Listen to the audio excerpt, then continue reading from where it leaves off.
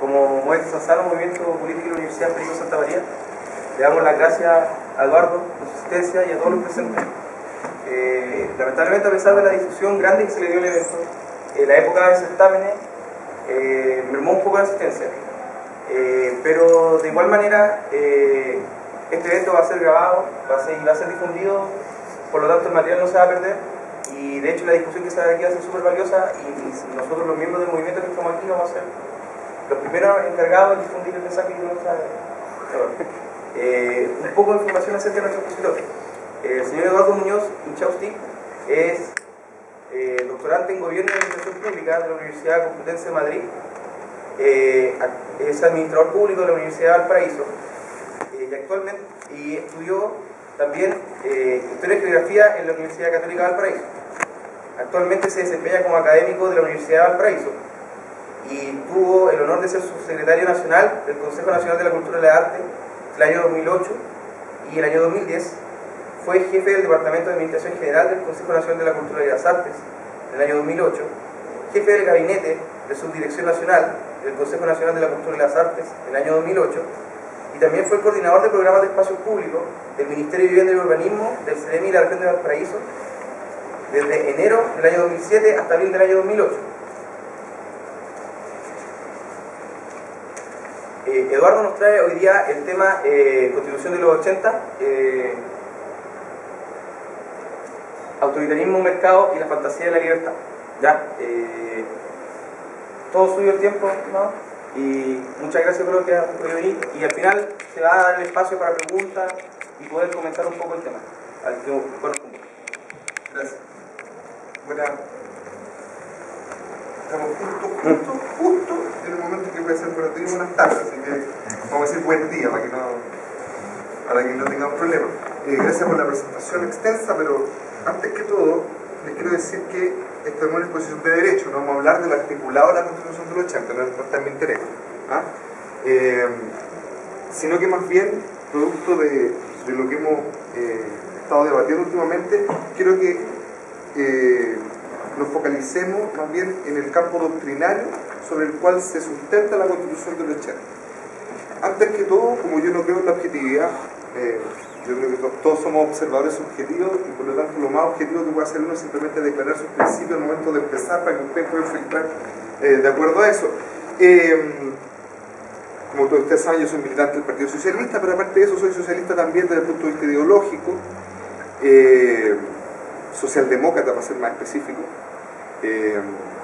republicano. Y cuando digo republicano no me refiero solamente a que adhiera a la institucionalidad republicana, sino que, como ustedes saben, el republicanismo también es una tesis alternativa al liberalismo y al comunismo, ¿no? Un punto intermedio. Como diría alguien por ahí, creo profundamente en los valores de la igualdad, la libertad, ¿no? Y la solidaridad. Y desde ahí miro el mundo. ¿Ya? Entonces, como que todo lo que lo digo filtrado en un solo objetivo, y ese objetivo tiene que ver con cómo construimos en conjunto, como sociedad, una sociedad mejor fundada en esos valores. ¿Por qué digo esto? Porque cuando uno habla de constitución es muy fácil caer en un debate un poco estructuralista, ¿no? Digamos, ¿dónde está puesto qué cosa? ¿No?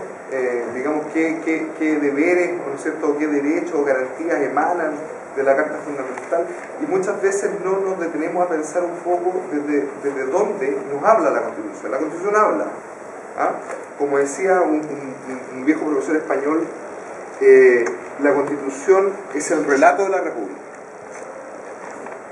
y eso es muy importante, porque y cuando decía que era el relato de la República, decía que las constituciones en su estructura no solamente son estáticas desde el punto de vista positivista del articulado, sino que la Constitución es fruto de su tiempo, fruto de su historia, es fruto de la dialéctica social, ¿no? es fruto de conflictos de interés.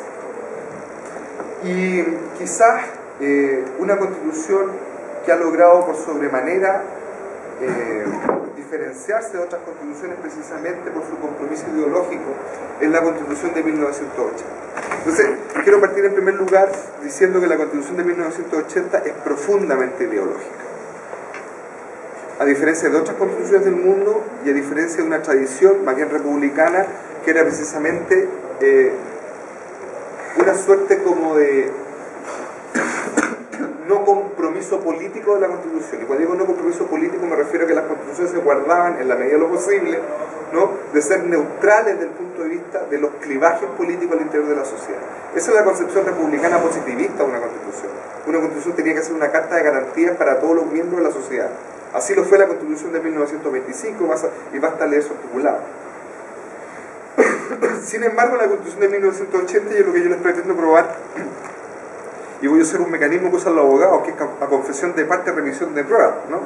O sea, vamos a tratar de hacer un pequeño viaje por lo que fue el debate de la Constitución Constitucional. Pero insisto, esta no es una conferencia jurídica, esta es una conferencia más bien desde el punto de vista sociopolítico, ¿no? Mi especialidad son las ciencias políticas y las políticas públicas, y por lo tanto aquellos que nos dedicamos al estudio de las políticas públicas, análisis de las políticas públicas, al diseño de políticas públicas, vivimos en carne propia, porque cuando uno le toca diseñar, uno de los límites que tiene al diseño de las políticas públicas es precisamente el marco constitucional sobre el cual aquellas se construyen. Entonces yo pretendo, cuando terminemos esta conferencia, y ese es el objetivo principal, ojalá que lo logre, es que podamos distinguir y darnos cuenta cuando alguien habla de un Estado liberal, ¿no?, cuando alguien habla de una sociedad de mercado, cuando uno habla de un Estado social de mercado, o cuando uno habla de un Estado de derechos, está hablando de cosas distintas y no es retórica, no es retórica, para nada. Tiene que ver con un compromiso con valores distintos. Eso es lo que quiero plantear yo, y por cierto, bajo ningún punto es de la asepsia.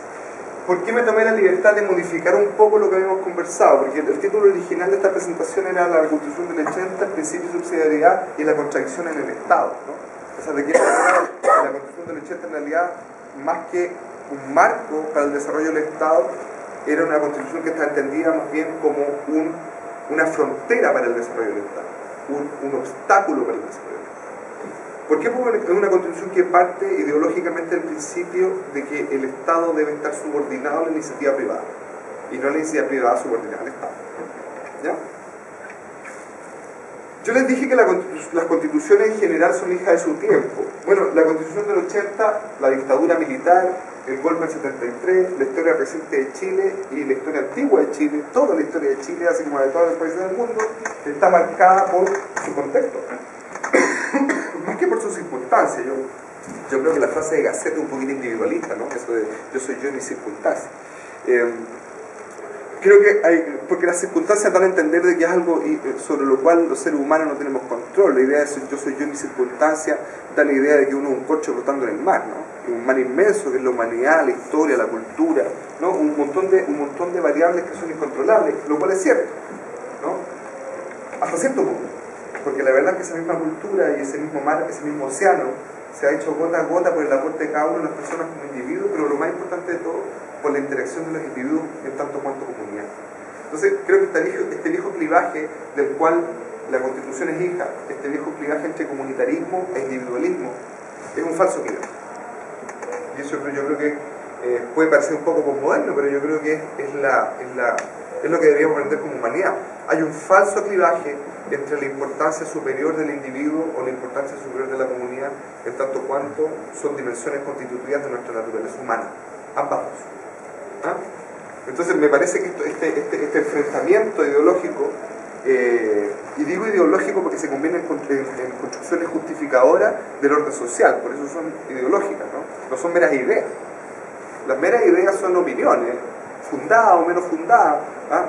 Doxa o no doxa, ¿no? O como diría la epistemología clásica, doxa, ¿no? O vulgares. Pero independientemente de eso son concepciones más bien individual o subrepresentadas del conjunto. En cambio, una ideología es un discurso, y cuando hablo de discurso me refiero no sé si ustedes han tenido algún vínculo con Habermas. Cuando me refiero a discurso, me refiero a la definición conceptual habermasiana de discurso, es decir, este relato construido racionalmente e intencionalmente con la finalidad de lograr mejorar los procesos de comunicación que el estado natural no se pueden dar, ¿no? Para decirlo en corto.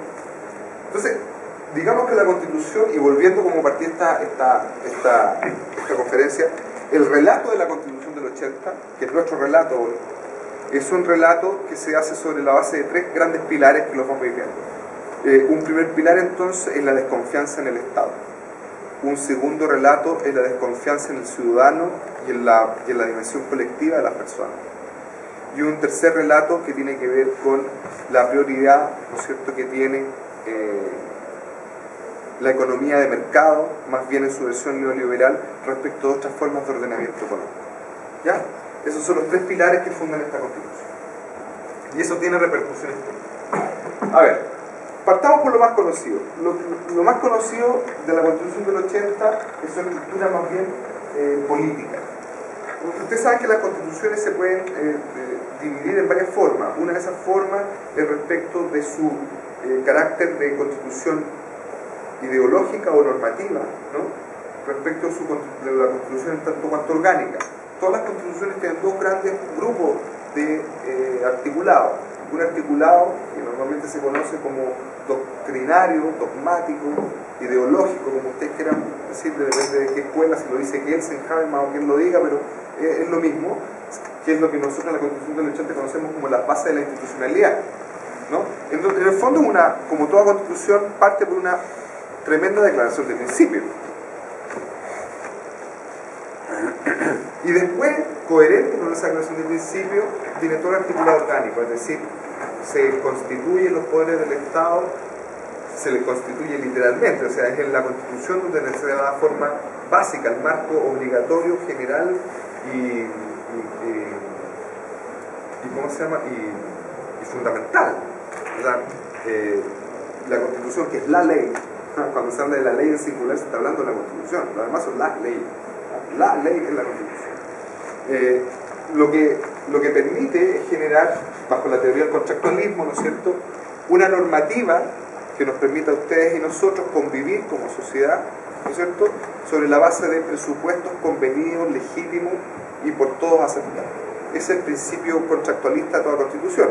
Basta con leer a Rousseau en el contrato social, baste con leer a John Locke, o basta incluso con leer a Hobbes en el Leviatán, y nos vamos a dar cuenta que el principio del contractualismo, independientemente de la posición ideológica, se constituyó en la modernidad como un nuevo relato legitimador del poder. Ustedes saben que el Estado es el poder legítimamente instituido, ¿no? Es el Estado. Bueno, ¿y dónde está legítimamente instituido? En la Constitución. Porque al ya no existir la fe como elemento legitimador, por lo menos en Occidente, como elemento legitimador del Estado, bueno, había que generar un nuevo mito legitimador. Y ese nuevo mito legitimador es el contractualismo. ¿Por qué un mito legitimador? O sea, nadie puede demostrar que hubo un primer día en el que los seres humanos se pusieron de acuerdo, ¿no es cierto?, y fijaron ciertas normas de convivencia en un acto formal y positivo, ¿no es cierto?, en el cual dijeron que íbamos a tener... No, eso es una suposición. ¿Ah? La del hombre feliz, la del hombre bueno, la del estado de naturaleza, de la barbarie, todo eso es una suposición. Ahora, son tan suposiciones como la existencia de Dios, digamos que a nivel de suposición estamos más o menos en el mismo nivel. Entonces ahí empiezan a operar otros tipos de acercamiento al conocimiento, porque convengamos que la fe, para aquellos que la tienen, es un mecanismo de conocer la verdad, evidentemente, una forma en que los seres humanos construyen su conocimiento.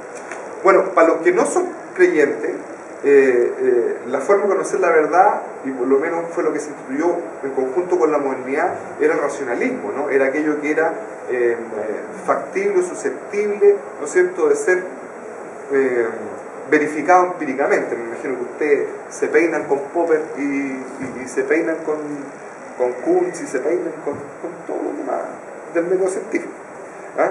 Nuestro hiperracionalismo. Entonces la Constitución también es hija de la modernidad.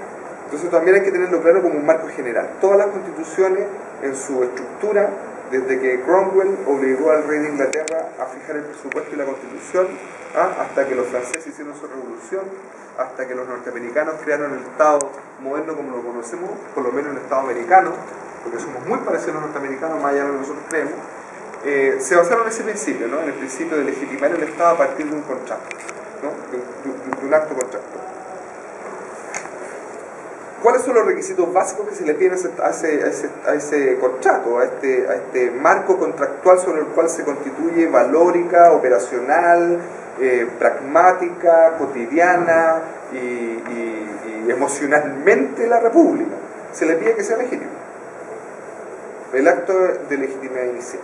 Ahora, el problema de la legitimidad es que tiene dos grandes matices. El problema de la legitimidad es que hay legitimidad de origen y legitimidad de uso. O sea, hay cosas que pueden ser ilegítimas en el origen, pero que se legitiman en el uso.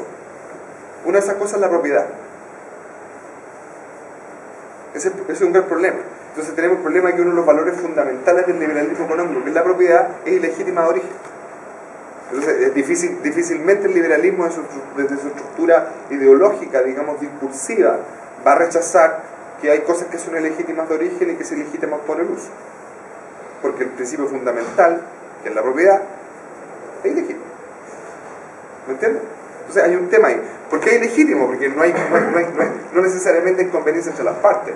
Ustedes comprenderán que no necesariamente los habitantes de los antiguos reinos godos, ¿no es cierto?, o los habitantes originarios de la península ibérica, cuando llegaran los godos, no creo que hubiera acuerdo entre las partes, digamos, para constituir lo que se constituyeron posteriormente los reinos godos, ¿ah? O que los habitantes originarios de los valles centrales de Francia hayan estado de acuerdo, digamos, con la dominación romana. Evidentemente, la estructura de propiedad es una estructura que emerge de un acto ilegítimo de origen. Y ese acto ilegítimo de origen o es la ocupación, o es la guerra, o es la usurpación. ¿Ya? Claro, hay casos también donde la propiedad emerge de manera natural, ¿no? Sí, exacto. Pero fíjense que la mayoría de las veces donde está demostrado que existió de manera espontánea el derecho a propiedad, tenía esquemas comunitarios y no individuales de propiedad. ¿Ya? Pero inclusive, si se llegara a encontrar la evidencia de que en algunos casos hubo orígenes de propiedad legítima, lamentablemente cualquier regla de la lógica, ¿no?, y por lo menos en ciencia se opera, es que en los casos individuales o las excepciones, bajo ningún punto de vista, se pueden constituir en norma, en regla, ¿no? Una explicación tiene que ser global y coherente. Como le gusta decir a los científicos, tiene que ser estilizada, ¿no? Tiene que tener estilo. Bueno, con ese pequeño resumen o prolegómeno, habría que decir que las principales características de la Constitución del 80 es que es autoritaria. ¿Por qué autoritaria? Es autoritaria no por su origen, tiene origen autoritario, por cierto, autocrático, como sería el término técnico en la ciencia política. Autocrático en una forma de autocracia, que es la dictadura, ¿no? Porque hay otras formas de autocracia. Pero no, es autoritaria por su constitución, o sea, por su configuración, para no ser redundante. Y es autoritaria primero porque es hiperpresidencialista. Es una constitución donde la fuerza del presidente de la República, no nos olvidemos que ya ha sido una tradición americana el presidencialismo, desde la Constitución de 1933 en adelante, salvo los ensayos generales. Incluso Estados Unidos, que es un estado federal, es presidencialista también. ¿Ah? 1833. Sí, de 1833.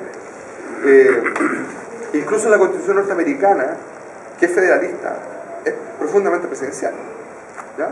Todos los poderes que son federales radican o emanan directamente de la institución de la presidencia de la República. Eso es americano. Hay una tesis que indica que esto es una necesidad de llenar el vacío de la no existencia de la monarquía, ¿no? Que el presidencialismo era necesario un estado de transición entre las monarquías a regímenes más republicanos. Yo tengo mis dudas, pero lo podemos asumir como cierto para esta charla, porque no es realmente relevante para lo que vamos a conversar. Pero digamos que el presidencialismo es una suerte de autoritarismo limitado, ¿no? Y limitado por conductos democráticos. Ahora, dicho esto, la Constitución del 80 es particularmente autoritaria. Por eso se habla de hiperpresidencialismo. La Constitución del 80 original, ¿no? Quizás lo único que no era hiperpresidencialista tiene que ver con la dependencia de los comandantes en jefe de las Fuerzas Armadas. ¿Ah? Pero entendemos por qué. ¿Ah? Bueno, segundo, por la escasez de poder que se le da al Parlamento. ¿Ah?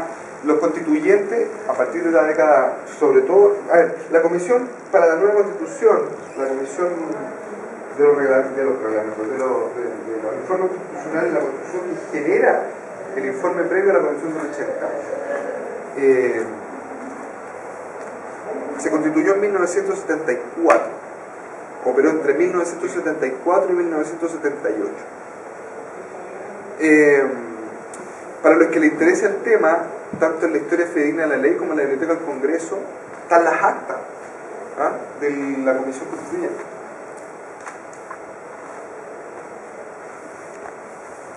Un rol protagónico en esa comisión la tuvo Jaime Guzmán.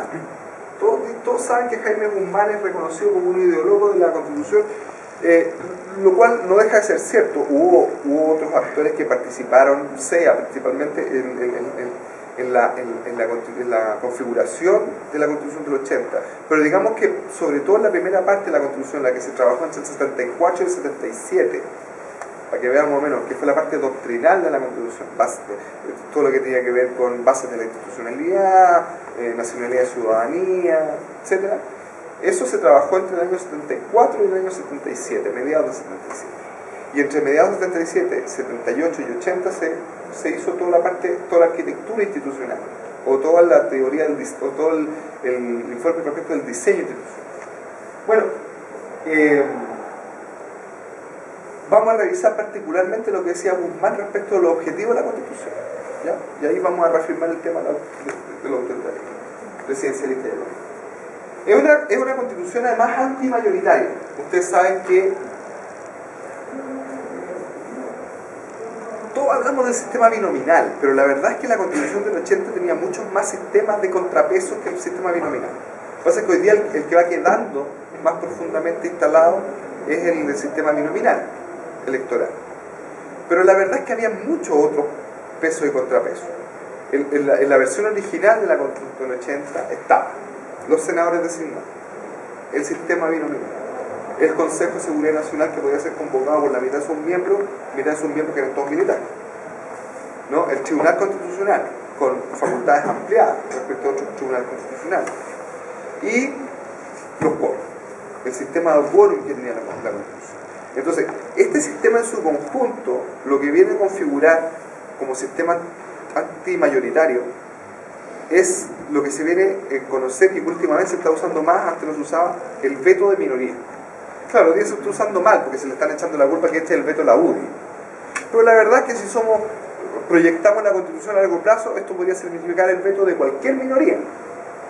No podría significar el veto de cualquier minoría. Por una cuestión de estructura de clase en la sociedad chilena. Solamente una de las instituciones antimayoritarias generadas en la Constitución del 80 era susceptible de ser apropiada mediante el recurso electoral del voto, y es el Parlamento. De hecho, ahí están las instituciones antimayoritarias más potentes, el sistema binominal y los senadores designados. Pero las otras instituciones, el Tribunal Constitucional, el Consejo de Seguridad Nacional, eran compuestas sobre un sistema de designación completamente distinto al de un hombre un voto. ¿Lo comprenden o no? O sea, no es un sistema de designación igualitario, sino que pasa por la designación a partir del Parlamento en su Cámara Alta, el Senado, que como ya vimos, estaba no solamente empatado, sino que con los senadores designados francamente. Entonces aquí hay un para algunos esto es un veto de minoría. Voy a dar las tres versiones. Para algunos esto es un mecanismo de garantía de estabilidad institucional, en un profundo pánico producto de lo que según ellos provocaba los sistemas plurales o pluralistas de garantía o de representación política, como el que existía en Chile hasta 1973. Decían que eso tenía que ser contrarrestado con un poder fuerte, y por eso que se dice que esta Constitución se salta a la Constitución del 25 y viene a emular la Constitución del 33. De hecho, Pinochet en más de alguna oportunidad dijo que la figura política que había estado enfrentada a presiones como la de él, que era Portales, había tenido éxito en la institucionalización de Chile, y por lo tanto, dadas las condiciones de guerra interna y de caos social en las cuales se había sumido el país, lo que había que hacer para poder volver a Chile por la buena senda, ¿no?, era construir un nuevo ciudadano, y ese nuevo ciudadano se tenía que construir a partir de una constitución, de un nuevo portalianismo, de un nuevo autoritarismo portaliano. Y eso es lo que queda consagrado en la Constitución, en términos de institución.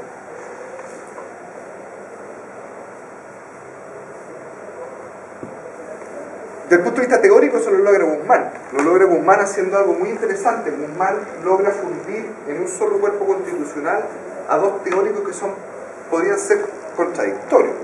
Uno, el constitucionalista alemán Schmitt, Carl Schmitt, un tipo no solamente conservador, sino que de ideología absolutamente autoritaria. Basta leer El poder de Carl Schmitt. Ese libro es decidor. Y también toma como referente a Kelsen y Hayek, ¿no? Como referentes liberales desde el punto de vista económico. Entonces logran fundir en una sola constitución el autoritarismo de Schmitt con el liberalismo de Kelsen, ¿no? Y ¿qué se les dije? De Kelsen y están atentos. De Kelsen y exacto. Eso es lo que logra hacer Jaime Guzmán en esta constitución. Para los que les gustan los modelos, por lo menos, digamos, es de manual. Es una constitución, por decirlo de una manera, a muchos conservadores se indican como la responsable del milagro chileno, ¿no? Las personas que tenemos más edad sabemos que se habló mucho del milagro chileno durante la década del 80, y después se habló del segundo milagro chileno. Bueno, el milagro chileno para muchos está constituido en la Constitución del 80. No me quiero extender en las partes más bien teóricas, porque si no me extendería mucho, así que les voy a dejar estos tres textos que están acá, que se los imprimí, para que los puedan fotocopiar, los puedan leer y cubre más o menos varios de los tópicos que vamos a ver en esta presentación. Ya les dije, es una constitución comprometida ideológicamente, pero eso lo vamos a dejar en punto suspensivo y lo vamos a ver en la lámina que sigue. Y por último, un debate que me parece no menos interesante es que la constitución política del 80 tiene un origen ilegítimo o pseudo-ilegítimo. ¿Por qué digo ilegítimo o pseudo-ilegítimo? Obviamente yo personalmente creo que es ilegítimo, pero hay otros que dicen que es pseudo-ilegítimo porque se validó en el plebiscito de 1988. ¿Ya? Que al momento de que toda la sociedad chilena asumiera la vía institucional para derrocar a la dictadura, ese derrocar entre comillas, como vamos a ver, para derrocar a la dictadura, o la vía no violenta, o los mecanismos institucionales, el hecho de que existiera un plebiscito en 1988 que estaba anunciado en la Constitución, que posteriormente hubiera reformas constitucionales, que posteriormente hubiera habido un primer gobierno democrático elegido sobre la base de esa Constitución, legitima o pseudo legitima por uso, como les dije antes. Hay cosas que pueden nacer ilegítimas y hacerse legítimas en el camino, como la monarquía, por ejemplo. Y hay otros que piensan que no, que simplemente es ilegítima. ¿Por qué es legítima? Porque es de perogrullo, o sea, en la base del contractualismo, o sea, el hecho es la autonomía de la voluntad. O sea, es una ficción jurídica, por cierto, porque nadie tiene voluntad tan autónoma, ya lo vamos a ver. Pero la verdad es que esa ficción jurídica opera sobre la base de ciertos requisitos procedimentales básicos que deben entender de que la comunidad que se dio esta carta fundamental tenía cierto nivel de acuerdo con sus principios, por lo menos generales, o como diría un sistema político, por lo menos que hubiera cierto consenso respecto a los atajos cognitivos, no que se supieran los artículos uno por uno, pero que en términos generales, ¿no es cierto?, los principios fundamentales, o los valores expresados en la Constitución fueran medianamente compartibles. Eso es una base del contractualismo. O sea, no estamos pidiendo que los chilenos hubiéramos podido votar en un plebiscito artículo por artículo, ¿no? Sí, al artículo 1, no, al artículo 2, sí, al artículo 3, no. Pero evidentemente cuando se hace una elección plebiscitaria, en las condiciones que se hizo, sin libertad de prensa, sin libertad de expresión, sin libertad de asociación, sin libertad de desplazamiento, es decir, sin la vigencia de ninguno de los derechos políticos y civiles, que son los derechos más antiguos, por eso se les llaman los derechos de primera generación. Y además, que en ese contexto, sin registro electoral, sin transparencia, sin nada, y además hubo un 36% de chilenos que estaban en contra. Porque si ustedes saben, la Constitución del 80 fue aprobada por un 66,7, 67% de los votos, y tampoco fue unánimamente aprobada. O sea, había un significativo tercio que bajo la misma lógica, o sea, si hubiera operado la Constitución del 80, con ese tercio de votado, las transnacionales, las grandes corporaciones, otros estados, la libertad de flujo. No todo es malo, yo creo que la globalización es un proceso normal. Yo no soy anti-globalización, yo soy anticapitalismo, que es distinto, ¿ya? O más precisamente anti-neoliberal, ¿ah? Pero la globalización no, la globalización es un proceso natural, desde el momento que saltan las carabelas de Sevilla, digamos que partió la globalización, no tiene que ver con una cuestión ideológica, es parte de la naturaleza humana, ¿ah? Y el crecimiento neto de la población. Pero bueno, lo que nos queda como concepto de patria ya no es el concepto de la tierra, sino que aparece un nuevo elemento, y ese nuevo elemento son las relaciones. Lo que a mí me hace chileno, por lo menos lo que creo yo, no es que haya nacido en Valparaíso, porque nacer en Valparaíso a mí, la verdad que en la práctica me hace porteño. Lo que me hace chileno es que nací al amparo de un marco normativo institucional, y no está hablando del texto, no está hablando del papel negro sobre el blanco, estoy hablando, ustedes saben que las instituciones, porque esto es una cuestión que cuesta por lo menos a mí explicarlo muchas veces a mis alumnos, las instituciones no es esto. La Universidad de Santa María no es una institución porque tenga edificios. Se podría caer todo esto y la Universidad de Santa María sigue existiendo. Porque la Universidad de Santa María, que es una institución como cualquier otra universidad, se funda sobre la base, y eso es lo que lo constituye la institución, sobre una forma de relación entre las personas universalmente aceptada por quienes las componen y mantenían el tiempo. Es una institución. Entonces, de la misma forma que la universidad, que esto que nosotros creemos que esta infraestructura, esto es el patrimonio de la universidad, pero no es la universidad.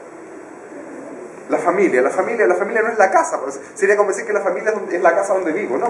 Nosotros sabemos que la familia no es la casa donde vivo, la familia es un sistema de relaciones micro que se establece ahí y que permanece en el tiempo y que es reconocido por los demás socialmente, ¿no? Más allá si firmo o no firmo un papel, digamos, ¿no? Ese es el nacimiento jurídico de la familia, pero la familia es anterior al papel. El papel no viene sino a certificar, ¿no?, el compromiso público respecto a la constitución de esa institución. Bueno, lo mismo pasa con los demás, los partidos políticos, el Poder Judicial, el Congreso, son órganos, no instituciones. Es un tema que hay que tener súper claro, porque cuando la gente habla de instituciones tiende a pensar en órganos. La institución en Chile se llama república.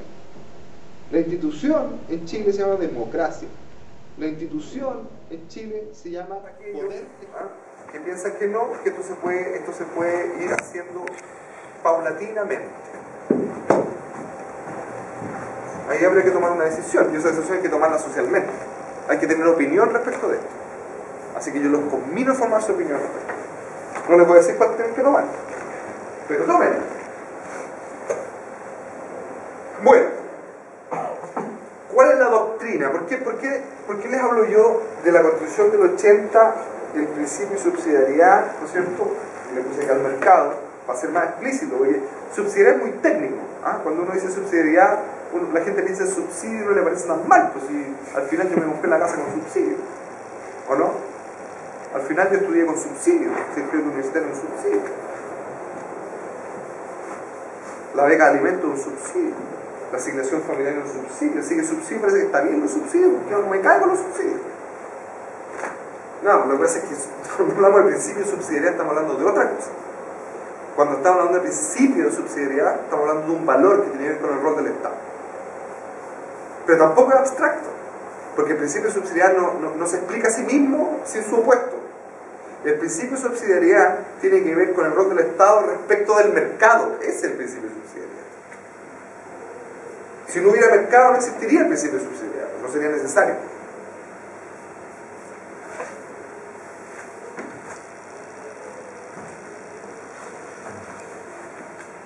Renato Cristi, en un libro que se llama El pensamiento político de Jaime Guzmán,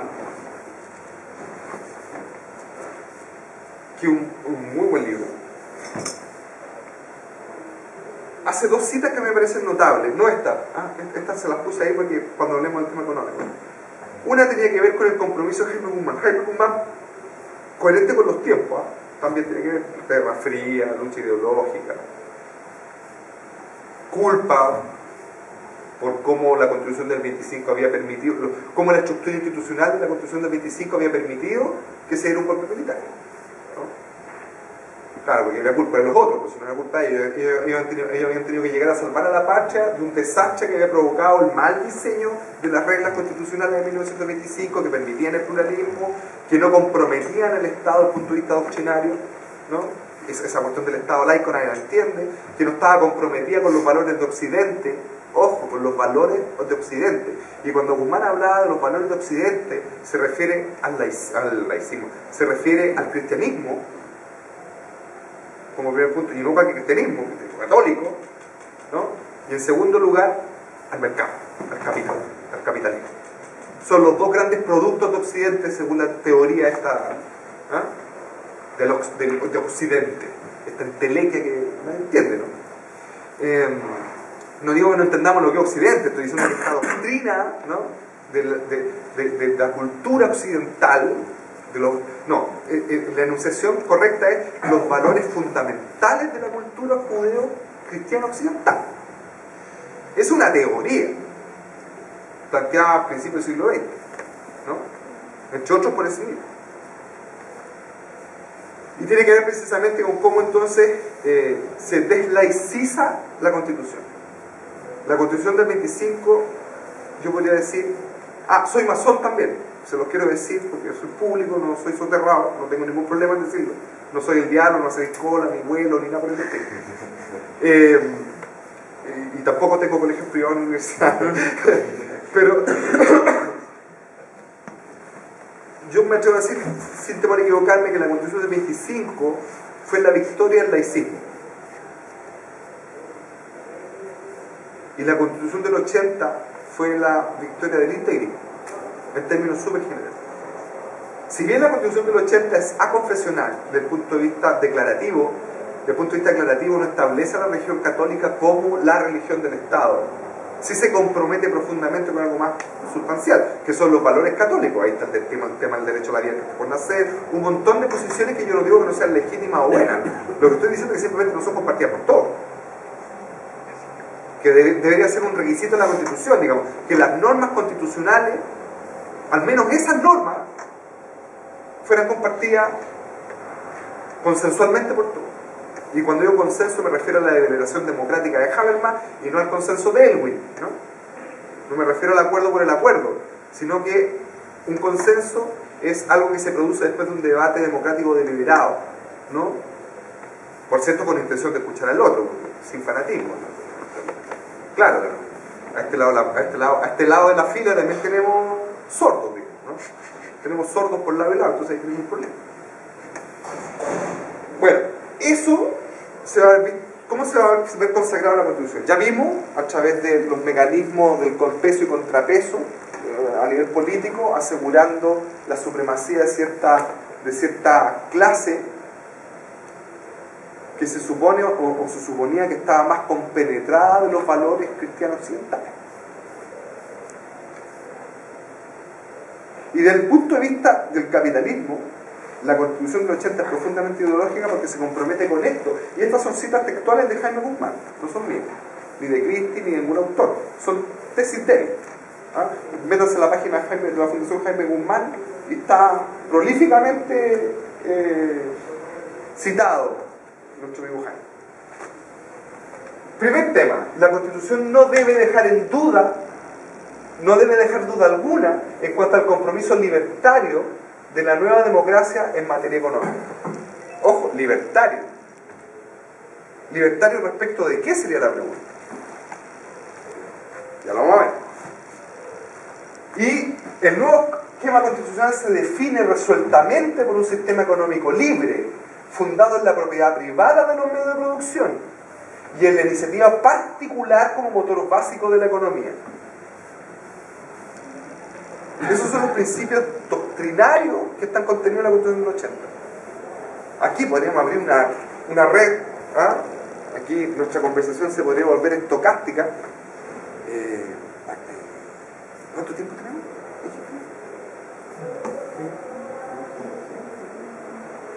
Estoy súper metido en ustedes. No sé, más o menos, como somos pocos, quizás podríamos No, pero vamos bien, ya. ¿Me avisan? ¿A qué hora partimos?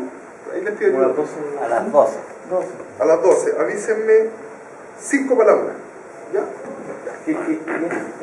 Un comentario respecto que es súper...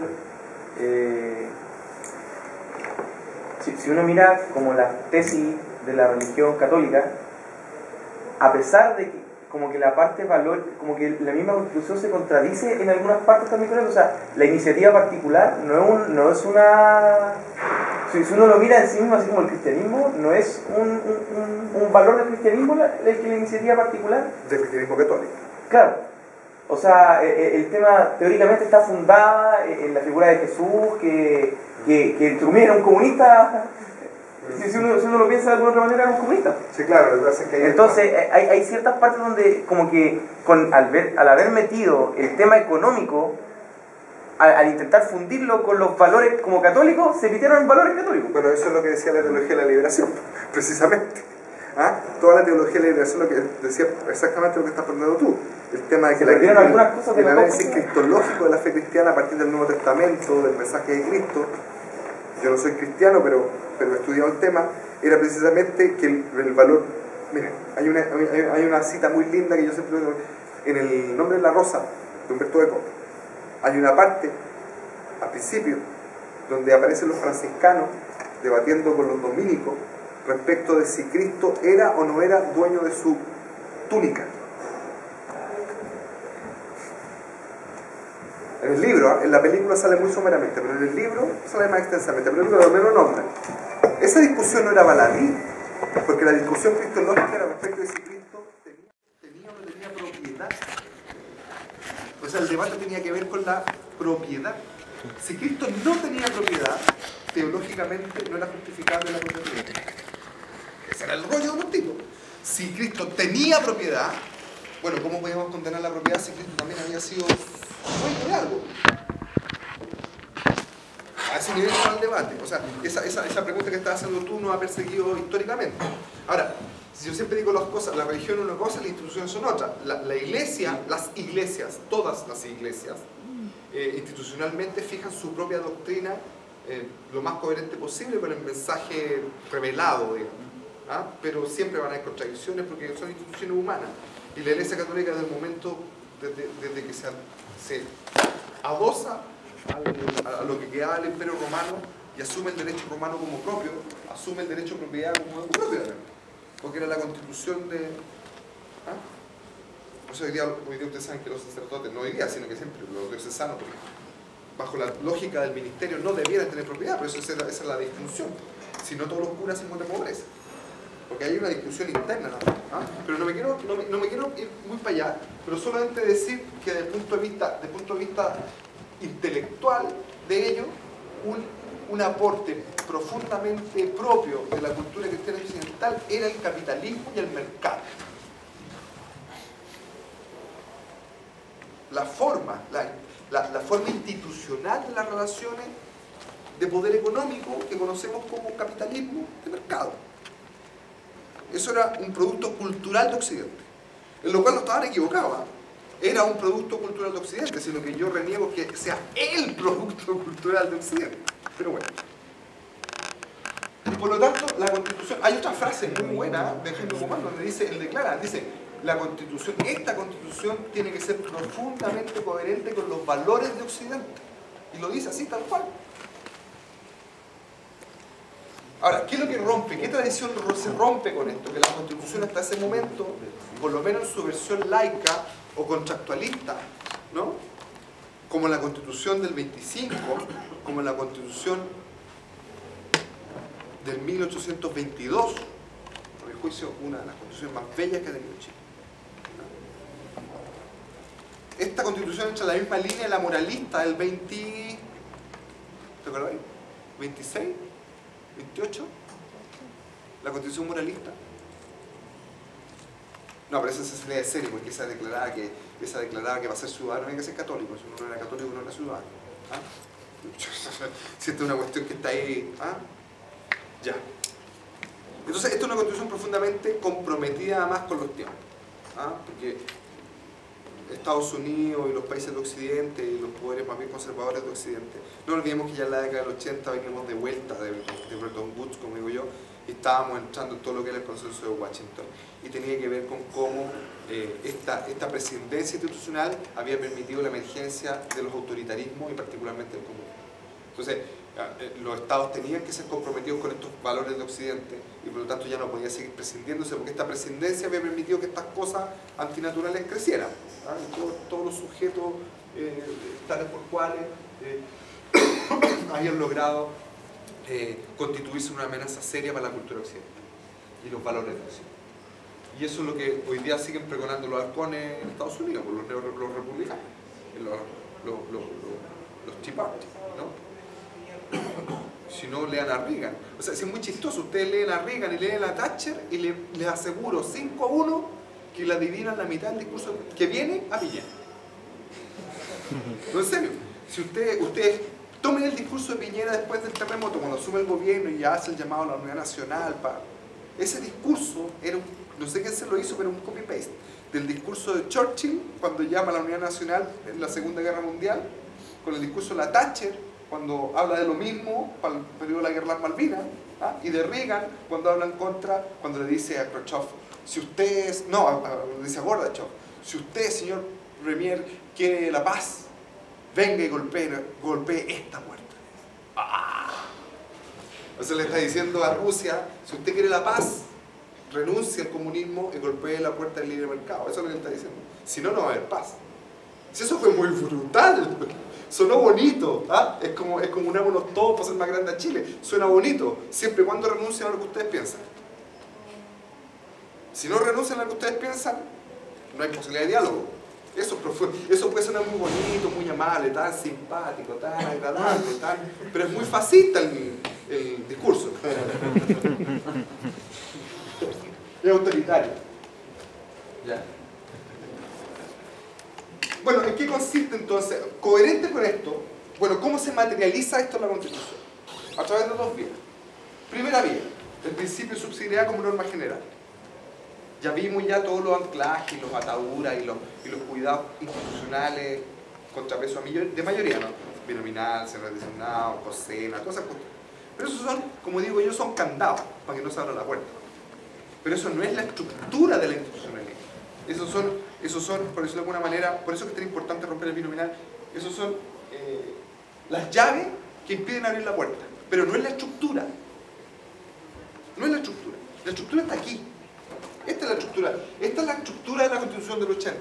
El Estado que va a nacer de la Constitución del 80. El Estado que nace es un Estado donde la iniciativa y la gestión productora está en el mundo privado, se le deja al mercado.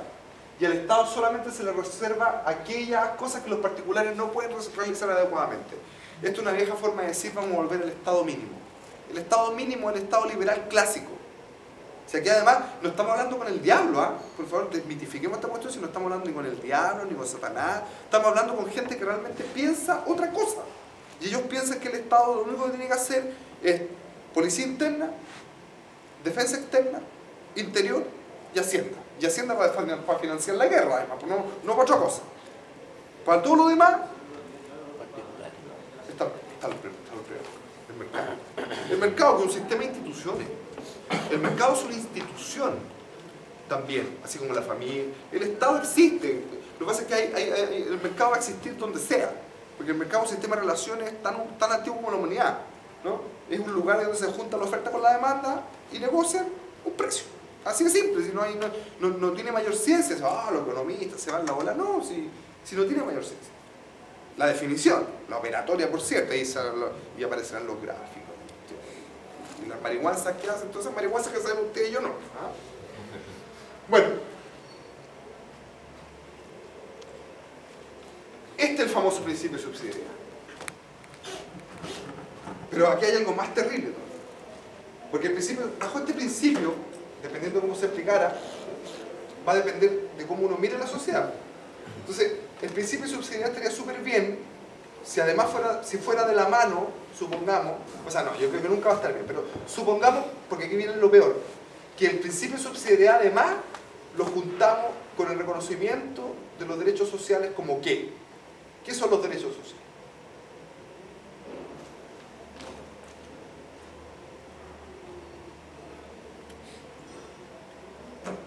Esta otra cita del debate respecto de la Constitución, de la creación de la Constitución, que finalmente se produce, ¿no?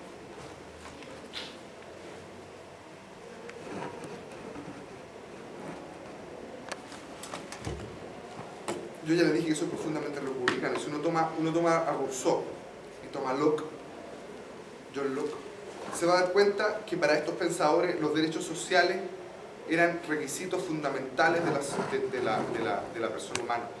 De la persona humana en tanto cuanto colectivo y en tanto cuanto individuo. Aquí aparecen los derechos de segunda generación que se... ¿Por qué? Porque ¿qué es lo que dice Rousseau respecto del Estado? El Estado está ahí ¿para qué está el Estado? El Estado está para, y abre comillas, proteger en la relación contractual el patrimonio y el derecho a la felicidad. El patrimonio. Eso después derivó en propiedad. Pero resulta que cuando uno lee lo que Rousseau define como patrimonio, Rousseau define como patrimonio el derecho a la vida como un derecho particular, los derechos políticos y sociales y los bienes. ¿En qué momento el patrimonio se redujo a los meros bienes? ¿Y en qué momento el patrimonio reducido a los meros bienes se tradujo en el derecho de propiedad como lo conocemos? Eso fue en algún instante misterioso en el siglo XIX. No tan misterioso, pero como no me quiero alargar, vamos a dejarlo misterioso. Y lo más interesante es que si uno lee a Locke, pasa lo mismo. Locke también reconoce en el Estado, ¿no es cierto?, aquel que tiene que garantizar que todos aquellos que entraron en el modelo institucional, que son parte del sistema, les sean respetadas la vida y su patrimonio. Lo mismo, la misma frase. ¿Y Locke qué es lo que dice que es el patrimonio? Locke dice que el patrimonio es la vida, los bienes y los derechos.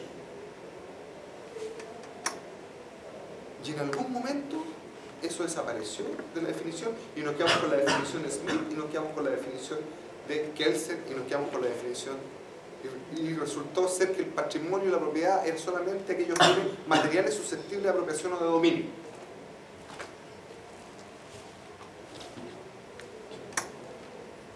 Hubo que hacer una reforma constitucional para que hoy día ustedes puedan presentar un recurso de protección porque le están violando su derecho a respirar un medio ambiente aire limpio. Pero en la Constitución original, por eso que les pongo este extracto, eso no era así. Se entendía que los derechos sociales eran declarativos, no garantizables. Porque en la Constitución el mecanismo para garantizar un derecho es que existan recursos efectivos que hagan posible la reclamación de ese derecho. Pues. Usted el derecho de vida, ¿cómo lo reclaman? El habeas corpus. El habeas corpus es una garantía del derecho a la vida. Si yo desaparezco o el Estado arbitrariamente me toma detenido o lo que sea, la Constitución me reconoce el derecho a que alguien, que yo u otro por mí, presente un recurso a la Corte para que aparezca el cuerpo, habeas corpus. Tiene que, el Estado, la administración, tiene que tomar a ese prisionero y llevarlo a la presencia del juez. El juez lo tiene que ver vivo y en buenas condiciones. Eso significa habeas corpus. Originalmente, o sea, después se fueron agregando temas como el debido proceso y un montón de cosas más. Pero originalmente el habeas corpus es el derecho a que si yo desaparezco, alguien puede ir a la justicia y el Estado se moviliza para que yo vuelva a aparecer, pues. Que no estoy muerto, que mi muerte no fue arbitraria, que obedeció a causas naturales, que no hubo terceros, que no hubo presión sobrevivida, etc. Es un derecho. Y el segundo derecho que aparece en esta Constitución, que la Constitución octava, que es el recurso de protección. Y yo puedo recurrir de protección para que se defiendan mis derechos. Cuando yo creo que un tercero o el Estado lesiona mis derechos fundamentales, ya vamos a ver la distinción, yo puedo recurrir a la justicia, presentar un recurso de protección y la justicia tendrá que obrar en consecuencia, orden de no innovar, investigar los antecedentes, bla, bla, bla, bla, bla, bla. Pero hay recursos operativos ¿Qué es lo que dicen eso? Miren, por su naturaleza propia, recursos como el de amparo u otros análogos solo pueden ser establecidos para ciertos derechos. La vida y la propiedad. Ese es el único derecho que la Constitución del 80 permitía el amparo. El recurso de protección, perdón. Derechos que también por su naturaleza sean susceptibles de ser protegidos por esos recursos, por recursos semejantes. Y en ese sentido, estimo que con razón deben quedar excluidos todos los que se llaman derechos sociales: educación, salud, vivienda, trabajo, o cuya atención en forma suficiente depende de alguna manera de la capacidad económica del Estado. O sea, todos aquellos derechos que para ser garantizados necesitan inversión pública deben quedar fuera de la Constitución. No deben ser cubiertos por ningún recurso. Cuando tú estableces un derecho como lo que está constituido en el capítulo 3, en el artículo 19 y numerales siguiente, con la letra siguiente, todos los derechos, 19 número 1, número 2, número 3, número 4, todo, están en consecuencia necesariamente restringidos por la naturaleza del derecho. ¿Qué es lo que dice Guzmán? O sea, según si seguimos al pie de la derecha, dice Guzmán, ningún derecho, ninguno de los derechos del artículo 19 deberían ser susceptibles de recurso de protección alguno. Porque todos requieren, porque hay otra tesis que dice que todos los derechos y garantías fundamentales reconocidos en la Declaración Universal de los Derechos de los Humanos, ¿no?, requieren para su materialización el uso de recursos públicos, aunque sea la coerción, que ya es un recurso público. Ustedes comprenderán que para practicar coerción uno tiene que tener un cuerpo que haga esa coerción, pues tiene que financiar policía, juzgados, tribunales, etc. Bueno, pero no me quiero alargar ahí. Lo que sí les voy a decir es que bajo esta lógica lo que se pretende lograr entonces es que los derechos sociales sean no derechos garantizados, sino que derechos declarados o declarativos. Yo, que soy profesor de políticas públicas, lo que les puedo decir es que los derechos del artículo 19 lo que son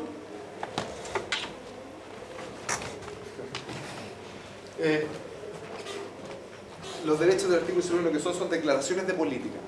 O sea, cosas que debiera tender a hacer el Estado en la medida que pueda, de acuerdo a los recursos que dispone.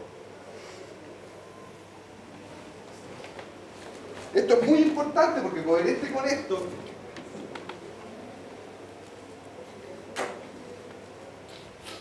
se establecen, bueno, las constituciones también se pueden dividir en constitución social, constitución política. Constitución política me refiero a constitución de los derechos y garantías civiles y políticas. Derechos sociales, segundo bloque de la Constitución. Tercer bloque de la Constitución económica.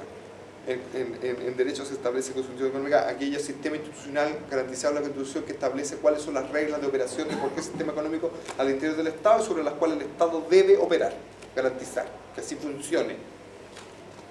¿Ya?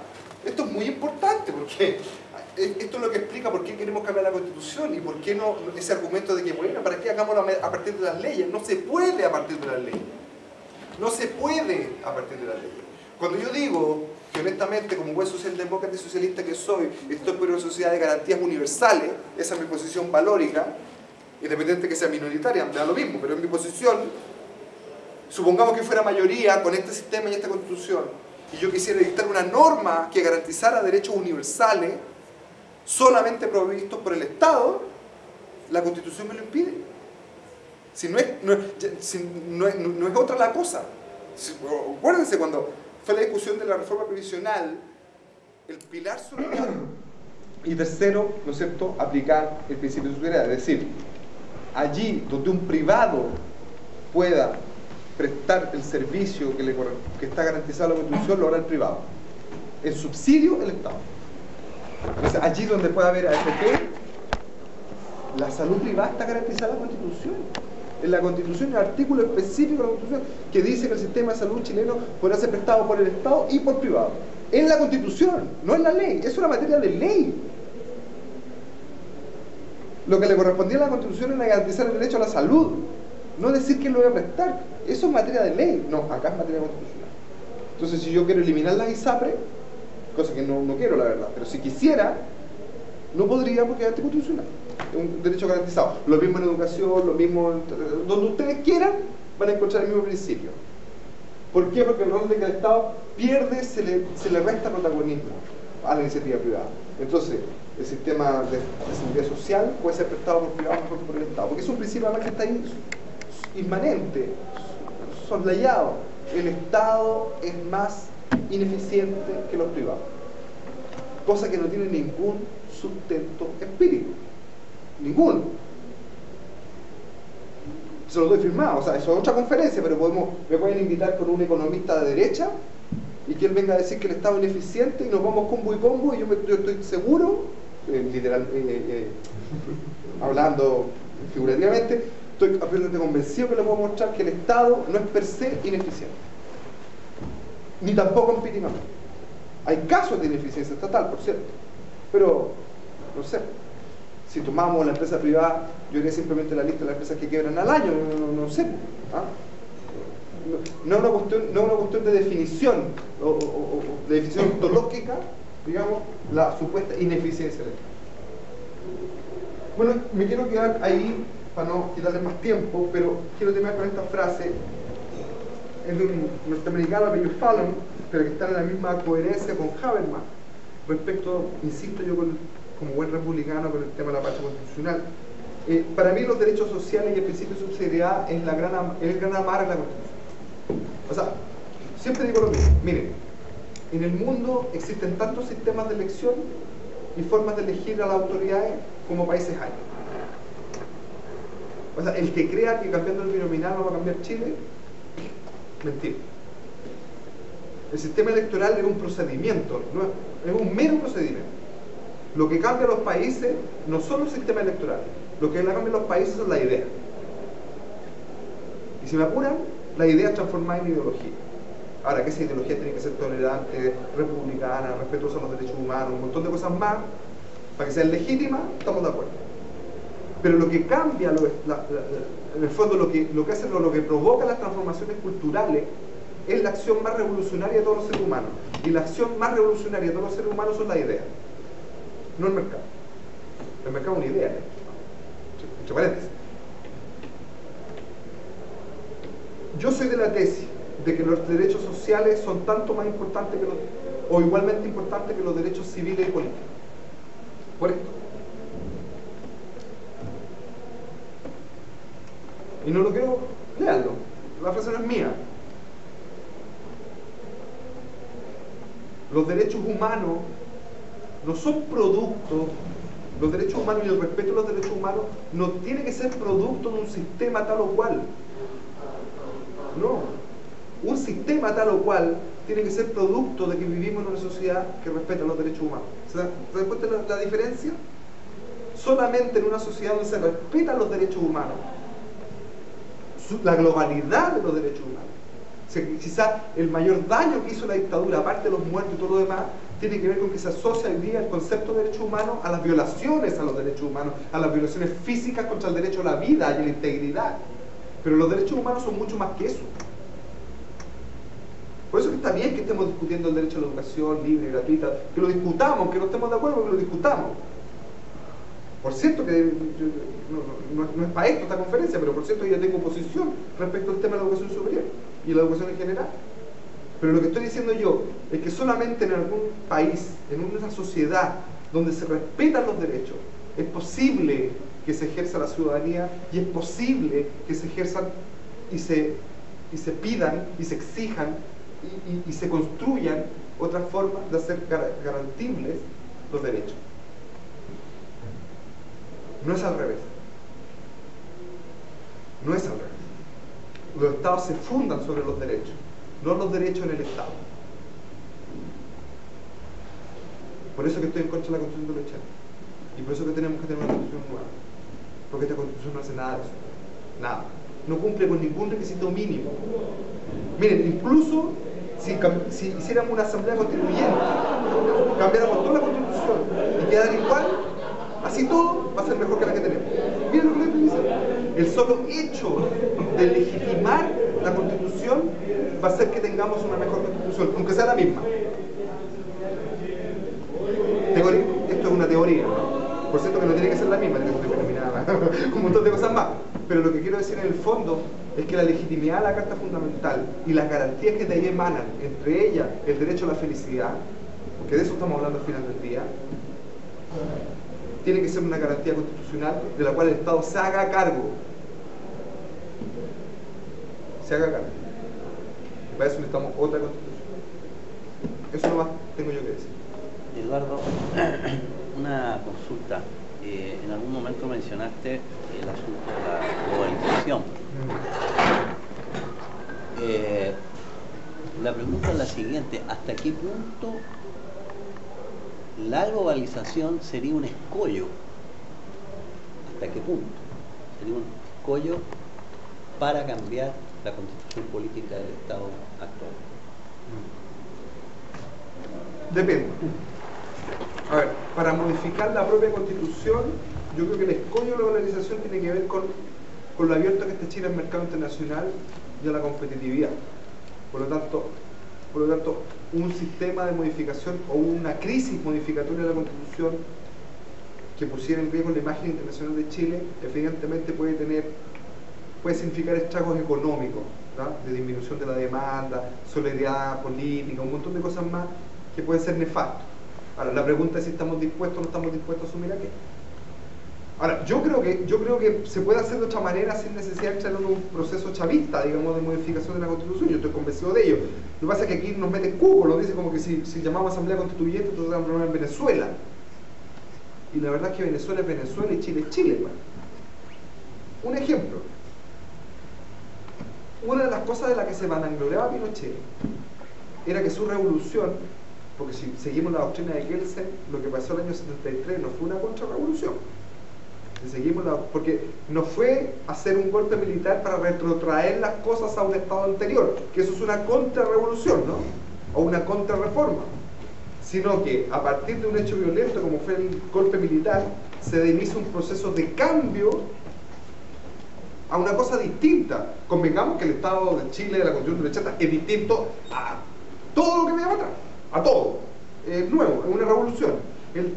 Él decía que había cambiado, que había emergido un nuevo chileno de la dictadura y que los partidos políticos iban a ser distintos, y que resulta que lo primero que ocurre, y quizás la mayor frustración de la dictadura, fue que el sistema de partidos, sí, por eso estoy tan triste, porque lo que no hizo la dictadura, que fue destruir el sistema de partidos, que es la distinción política que tiene Chile respecto al resto de América Latina. Solamente Chile y Costa Rica tienen sistema de partidos tan institucionalizados como casi como los europeos. Lo que no hizo la dictadura, que fue destruir el sistema de partidos, que eso a Pinochet era echarle una aquí, porque volvieron a aparecer el mismo Partido Comunista, volvió a aparecer el mismo Partido Socialista, volvió a aparecer, ¿me entienden? Los mismos actores, salvo un partido nuevo, todo lo demás eran los mismos actores de la política chilena, no los rostros, los partidos. Si el problema de los rostros es otro. Y eso es culpa nuestra que no fuimos capaces de cambiarlo, pero en su momento, porque nos fuimos para la casa. Yo siempre que me peleo con los de los 80, con la G80, con los que tienen 40 hoy día, y les doy un par de charchazos, es que hoy día más lo que lloran, pero cuando les tocó la hora se fueron para la casa. Si después del Carmen Gate, toda una generación de demócratas cristianos jóvenes, en vez de seguir peleando adentro de la mesa, se fueron. Me disculpa que te interrumpa, lo que yo llamo en muchas conferencias de la universidad los hijos de la historia. Claro que sí. Porque era tanto el odio que tenía la dictadura que mantener ciertos elementos de la dictadura les pareció una traición. Porque ojo, yo estoy de acuerdo, si es verdad, pero realmente tenemos un problema. Si el programa del MDP y el programa de la Alianza Democrática, el punto 1 del programa era la nueva Constitución. Pues ese era el punto 1. O sea, aquí hay gente que habla tontera. La concertación de Partidos por la Democracia nunca se comprometió a eliminar el modelo de mercado. Si ustedes busquen los registros, nunca. Había que recuperar ciertas cosas, los derechos sindicales, un montón de cosas más. Pero así que hubiera un compromiso anticapitalista, eso es falso. No había ningún compromiso anticapitalista. La única cuestión, el programa principal del MDP, bueno, más de la Alianza Democrática que el MDP. El MDP, el Partido Comunista con el Socialista Almeida, y la Alianza Democrática con el Cristiana con el Partido Radical y el PS renovado, ¿no? Era la nueva Constitución. Y resulta que las modificaciones fundamentales de la Constitución se hicieron recién 15 años después, en 2005. Si hasta el 2005 la gente se lo olvida que todavía habían senadores designados, hasta el 2005 se siguió operando el COSENA, hasta el 2005, etcétera, etcétera, etcétera, etcétera. Bueno, lo que no pudo hacer la dictadura está ocurriendo en democracia. El problema es que no lo hizo la dictadura materialmente. Lo que yo les quiero decir es lo siguiente, es que mientras esta Constitución viva, la dictadura vive. Mientras esta Constitución viva, el régimen sigue vivo. El régimen. No Pinochet, no los militares, no la dictadura. Por eso que yo hablo de la pretensión de libertad. Porque mientras tengamos esta Constitución, este país no es libre. Este país está amarrado a una serie de valores que no son compartidos por los chilenos. Encuesta del UDP 2008, 2009 y 2010, serie UDP respecto a lo que quieren los chilenos. En todas las preguntas donde se le preguntaron, los chilenos quieren un banco estatal, los chilenos quieren AFP estatal, los chilenos quieren un servicio de salud estatal de calidad, los chilenos quieren educación estatal, no solamente pública, quieren educación estatal de calidad. O sea, el chileno quiere más Estado. Si lo que no quiere, a lo mejor, y yo estoy de acuerdo, es que se elimine el tema del mercado. Yo tampoco, si no estoy porque eliminemos el mercado, porque volvemos a una dictadura proletaria, todas esas cosas. Ese maniqueísmo es el que me tiene aburrido, porque no impide avanzar. Pero lo que sí, evidentemente lo que la gente quiere es un régimen institucional distinto, o sea, un modo de relaciones distinto, donde el mercado pese menos, donde los derechos pesen más.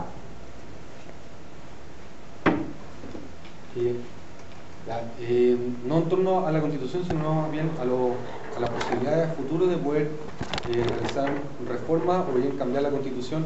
Institucionalmente, yo lo único que he visto es una iniciativa de parte de unos senadores de generar una comisión que iban a ir movimientos sociales, dirigentes, etcétera, a dar sus opiniones y después ellos iban a plantear una reforma constitucional o una nueva constitución. Fuera de la institucionalidad se ve la Asamblea Constituyente. Igual, yo desde un punto de vista personal tengo bastante recelo contra lo fuera de la institucionalidad porque abre espacio a un montón de instancias que Chile la ha vivido y otros países también en donde se llegan a vulnerar derechos o los derechos humanos por ideologías totalizantes. Entonces, en ese escenario, ¿cuáles son, por ejemplo, unas vías y en base a qué criterio o las posibilidades de llegar a una Asamblea Constituyente, de salirse de la institucionalidad en otro método o por medio de la institucionalidad generar un cambio? Claro. A ver, yo no me enredaría en el procedimiento, la verdad. ¿Sabes por qué? Porque eso va a depender simplemente del criterio. O sea, si yo armo una Asamblea Constituyente, a ver, mi duda tiene que ver con la legitimidad. Yo creo que tenemos que hacernos cargo que tenemos un sistema político deslegitimado. Y si tenemos un sistema... miren, la mayor victoria de la dictadura fue deslegitimar la democracia.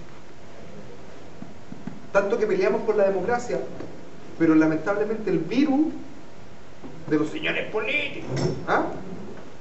Ese virus que hoy está a la vaina ahí, metido, y con eso se debilitó la puerta de entrada a cualquier posibilidad republicana. La república necesita institución. Ahora, no me enredaría. Yo honestamente creo que el tema del procedimiento es un tema más bien pragmático que de forma, siempre y cuando el procedimiento cumpla con tres cosas. Primero, participación. Segundo, representatividad. Y tercero, y no menos importante, reflexividad. Y ahí las universidades tenemos un rol tremendo, tremendo. Si cumple con esos tres requisitos, me da lo mismo si es mediante una comisión emanada del Parlamento, si es asamblea constituyente, si... me da lo mismo. Porque, ojo, una asamblea constituyente, si uno cuando la convoca establece que los miembros de la asamblea constituyente tienen que ser elegidos, el miembro con menos votos tiene que tener al menos el 10% de los votos de la asamblea, colocaste un techo que va a quedar fuera todas las tendencias ultraminoritarias. Yo creo que ese es el mecanismo. Si queremos evitar, como dices tú, ideologías totalizantes, tú a los mongolitos los dejáis fuera simplemente porque lamentablemente la ideología más extrema, o sea, no, felizmente, los extremismos son poco representativos, ese es el problema. Los extremismos son súper yo no los satanizo tampoco, porque yo creo que tienen un rol provocador súper importante. Como siempre digo yo, no sé qué sería la cultura chilena sin un tipo como Warhol, digamos, o un Marcel Duchamp, por cierto, pero no son representativos. Ese es el problema, que tienen un discurso totalizador sobre la base de poca representatividad. Comisión, está bien que sea una comisión parlamentaria, pero siempre y cuando el reglamento de operación incorpore participación de los ciudadanos, que haya por obligación mecanismos de escucha y deliberación, que la deliberación de la comisión sea pública, televisada, abierta por streaming, que todo el mundo pueda meterse en tele y saber qué es lo que están hablando en la sesión de la comisión, que sea transparente, que se dé un tiempo en el cual todos los sectores con cierta representación de la sociedad puedan hacer llegar documentos, opiniones. Pero en el actual sistema, o sea, terminarían decidiendo quiénes hoy día no, igual no se ven quienes hoy día no tienen la representatividad de la sociedad. En una comisión parlamentaria. Pasa que la representatividad hay que reconstruirla, es un deber republicano. Yo había participado como de otro foro que se dio una vez en Santiago en este tema, y se comentaba que por ejemplo la asamblea constituyente que se han hecho en los países tampoco es una cuestión de que, y un poco lo que yo lo comentaba peleando con alguien la otra vez, pero tampoco son cuestiones que se hagan en la plaza, no, así como hablando a la gente o en el patio central con un micrófono, con un megáfono, no. De hecho participan, hay representantes, han habido, y un poco, porque no hay un manual de cómo hacer una constitución. Hay modelos que se hizo en Venezuela, que se han hecho en otras partes, son modelos ciudadanos, etcétera, pero no hay un libro que uno vaya a ver en la biblioteca cómo hacerlo, no hay una receta. Entonces, dependiendo, como lo decías tú, que el procedimiento es un poco más pragmático porque lo decía la misma sociedad. El único tema es que parece que el Tribunal Constitucional podría echar todo para atrás. Parece, no me acuerdo cuál era, ahí lo dijeron, hay como un mecanismo y como un vacío legal del que se pueda hacer toda esa parafernalia. O sea, ya, que imaginemos, no sé, pues que toda la oposición y los sectores no pinochetistas de Renovación Nacional se ponen de acuerdo en hacer una constitución para los chilenos. Ya se ponen de acuerdo y se llaman los representantes sindicales, a todo el mundo ya, y está toda la representación hecha. Los estados generales. Claro, a todo el mundo, o sea, no sé, van los representantes, no sé, pues del colegio de profesores, de los pescadores, etc. Está todo el mundo, participa todo el mundo, paralizamos la producción, un año va a ser una constitución totalmente representativa. Y el tema es que es muy terrible eso de paralizar la producción, se puede claro, el mundo. El tema es que hay una cuestión del Tribunal Constitucional que le iba a echar para atrás, y hay un vacío, no sé si tú tienes el conocimiento, o qué es lo que lo prohíbe el hecho, porque parece que la misma Constitución prohíbe el cambiarla, una wea así, está súper protegida. Sí, pues, y de hecho había un artículo de la inmodificable que se eliminó el 89, porque además esta Constitución es varias constituciones, es la Constitución del 80, sus artículos transitorios entre el 80 y el 88, el proceso de reforma en la Constitución del 89 y la Constitución del 2005, que si bien es la misma Constitución desde el punto de vista de las bases institucionales e ideológicas, es distinta procedimentalmente, la parte orgánica es distinta. Bueno, y algunos cambios como el tema de la ley de filiación, la igualdad de género, que no son menores, pues eso es otro tema que yo discuto cuando yo discuto con ciertos compañeros que dicen que es lo mismo. No sé, pregúntale a un hijo nacido fuera del matrimonio si es lo mismo o no es lo mismo, que la Constitución le reconozca igualdad de derechos. Pregúntale a las mujeres y que ahora han dicho que los hombres nacen iguales. O sea, la Constitución decía que los hombres nacían iguales y eso tenía efectos jurídicos, era muy terrible. Bueno, ya fin. Pero indistintamente de eso, hoy día lo que tenemos como barrera es que cualquier mecanismo modificatorio de la Constitución se tiene que aprobar con los mismos quórum que cualquier modificación de la Constitución. O sea, si yo quiero modificar un artículo o quiero establecer un mecanismo para reformar la Constitución, eso tiene que ser una ley aprobada por 3/5. Que llaman quórum calificado. Quórum súper calificado. Porque hay distintos tipos de calificación. Sí. Es una calificación altísima. Sí, es máxima. Sí. Pero bastaría que el Congreso, con consentimiento también, porque de los 3/5. De los 3/5 y 3/5 que nunca, desde el retorno a la democracia, han tenido. Nunca. Sí, pero si estuviesen esos 3/5 y el gobierno estuviese en la parada de hacerlo, institucionalmente estaría por eso todo ok. Por eso que se dice, que yo sigo insistiendo, el binominal no cambia nada.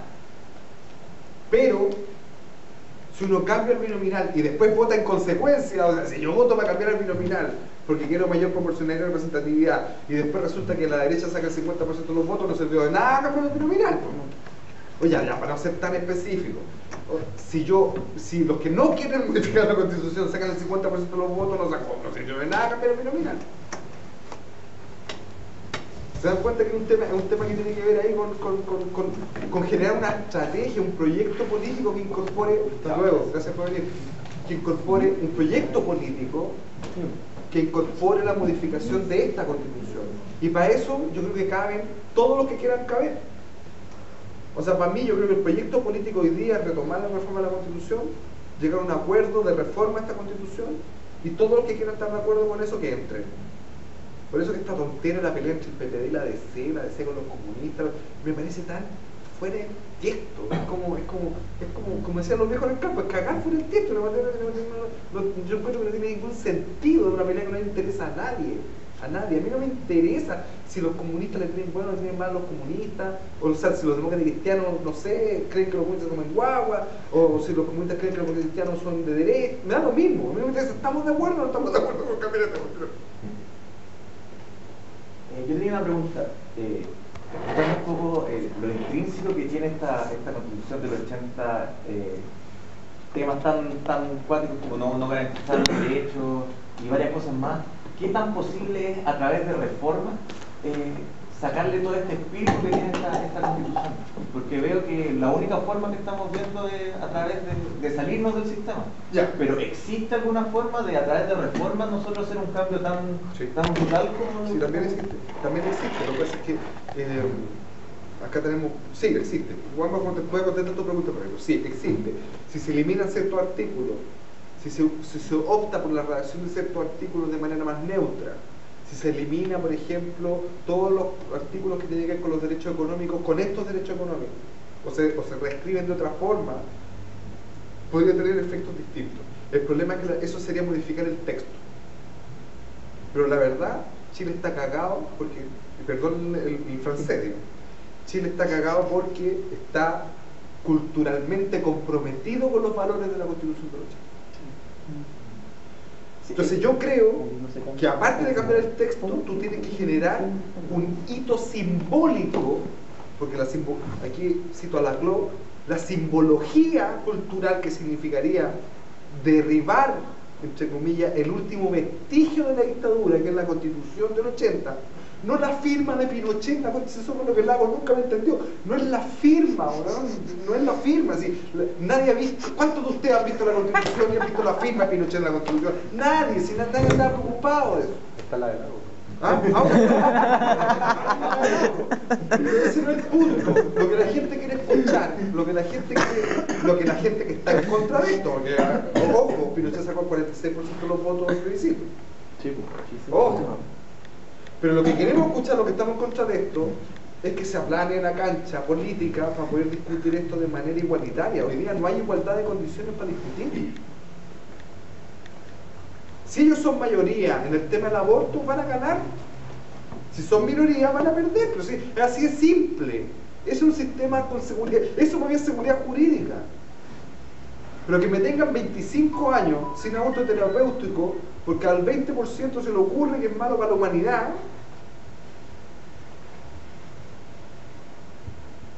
que no me dejen reformar la Constitución. Ustedes saben que el derecho a huelga no está en la Constitución, hombre. La única parte donde habla del derecho a huelga es cuando le prohíben a los funcionarios públicos hacer huelga. Es la única parte en toda la Constitución donde está la palabra huelga. Cuando en otros países, y a mí me gustaría que fuera así, que la Constitución, en el articulado del 19, dijera: los trabajadores tienen derecho a huelga, que lo dijera la Constitución. Y como lo tanto tuviera un mecanismo de protección. Los trabajadores tienen derecho a la negociación colectiva interempresas, por sector. No solamente por empresa, no solamente por RUT. Para mí eso es un derecho básico de un sistema democrático. Para mí, si yo sé que son para mí, pero puta, denme la oportunidad de sentarnos en un espacio como este con todo y votemos, pues hombre, alguna vez votemos.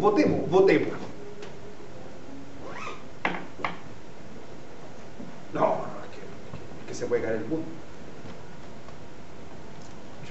Yo no veo que Estados Unidos se caiga al mundo. Resulta que Estados Unidos es uno de los países que tienen negociaciones interempresas. Si no, vean Hoffa, vean la película.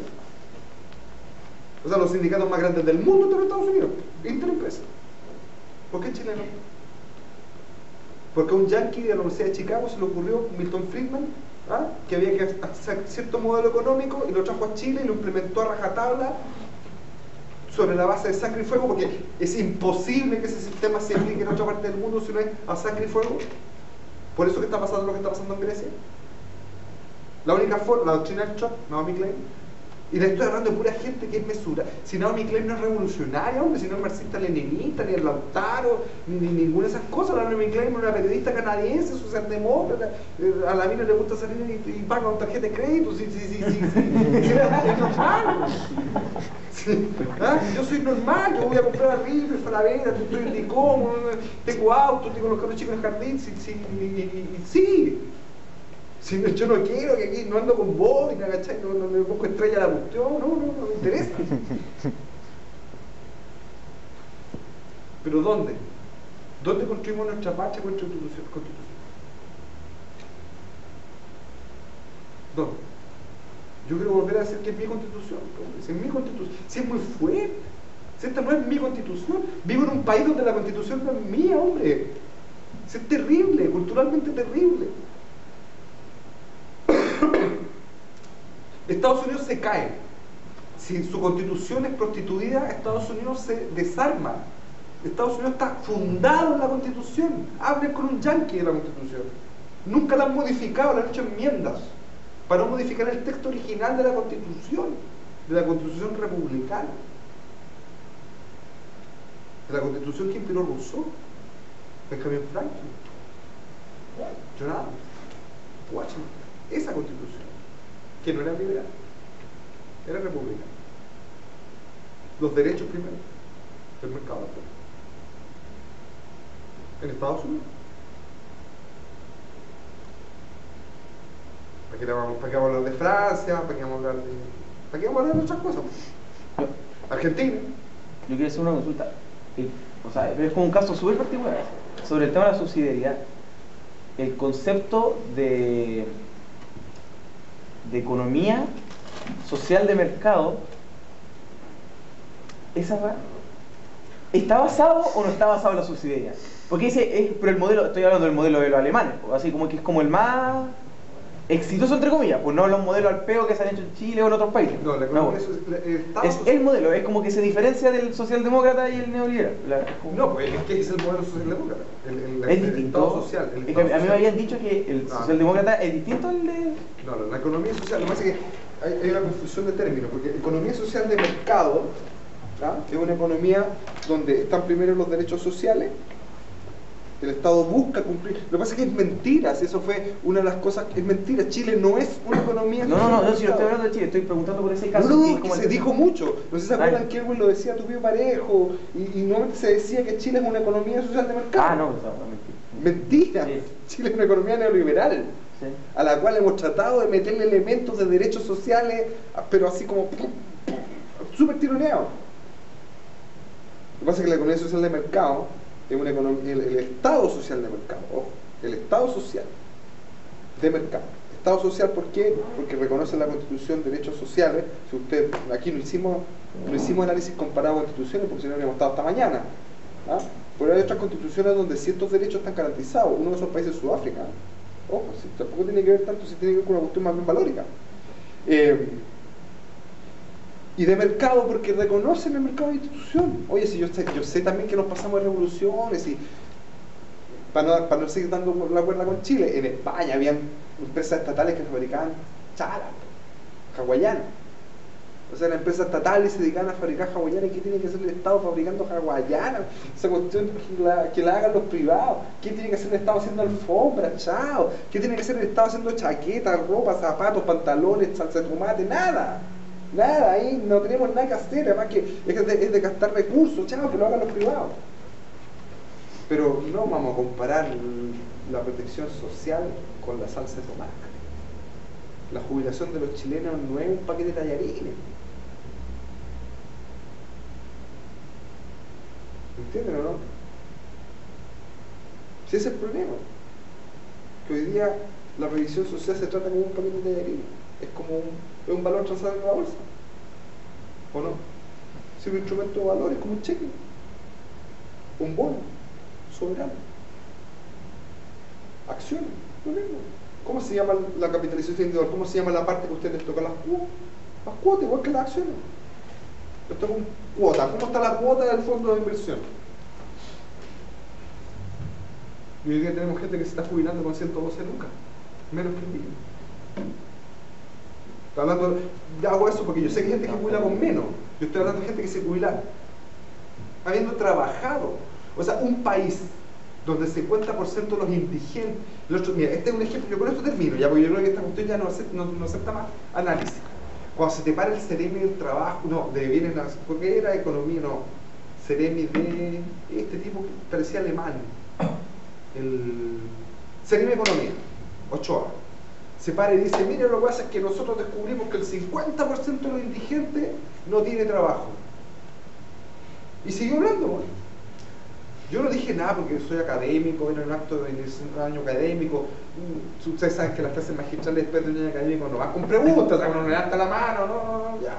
Me fui mascando hasta que llegué y yo le decía a mi señora, decía así, pensar que este hueón, eso fue, el problema es que el 50% de los indigentes no tiene trabajo.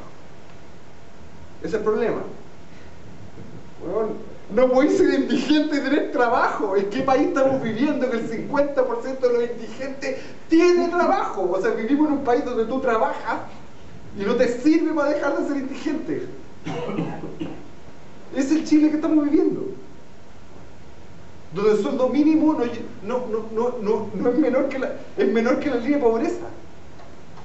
O sea, ¿qué significa eso? Que trabajar no significa que tú dejas de ser pobre.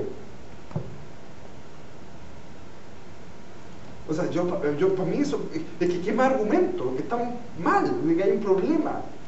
No estoy llamando a quemar las cuestiones, ni quemar las micros, ni que quememos la universidad, ni que nos echemos el mundo.